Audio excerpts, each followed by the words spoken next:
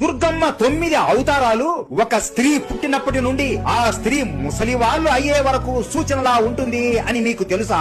మొదటి రూపం శైలపుత్రి. ఈ రూపం అప్పుడే పుట్టిన బిడ్డకు సూచన లాంటిది. ఎలా ఆడబిడ్డకి మొదటిగా తన తండ్రి ఇంటి పేరు ఉంటుందో శైలపుత్రికి కూడా తన తండ్రి పేరు ఉంటుంది. శైలపుత్రి అంటే పర్వతాల పుత్రిక అని అర్థం. రెండవ రూపం బ్రహ్మచారిణి. ఆడపిల్లను చదవడానికి ఎలా స్కూల్ కు పంపుతారో అలా బ్రహ్మచారిని గురుకులంలో ఎక్కువగా తపస్సు చేసుకుంటూ ఉండేది. మూడవ రూపం చంద్రగంట. అమ్మవారికి ఎలా 10 చేతులు ఉంటాయో అలా ఆడపిల్ల చదువుకున్నాక పెళ్లి చేసుకున్నాక ప్రతి ఒక్క విషయంలో ఆమెకు మించిన వాళ్ళు ఎవరు ఉండరు అని అర్థం. నాలుగవ రూపం కుష్మాండాదేవి. ఈ రూపం ఒక గర్భవతిని సూచిస్తుంది. ఎందుకంటే అమ్మవారు ఎప్పుడు కడుపు దగ్గర ఒక కుండ పెట్టుకుని ఉంటుంది. కుండ అచ్చం గర్భవతి కడుపులా ఉంటుంది. ఐదవ రూపం స్కందమాత. ఈ రూపం ఒక ఆడపిల్ల ఇప్పుడే పిల్లవాడికి జన్మనిచ్చి చేతిలో పట్టుకుని అమ్మలా మారిన దానికి సూచన. అమ్మవారు కూడా చేతిలో కార్తికేయుడిని పట్టుకుని ఉంటుంది. ఎలా ఒక ఆడపిల్ల అమ్మగా మారిన తరువాత కొత్త శక్తితో బిడ్డకు రక్షణగా ఉంటుందో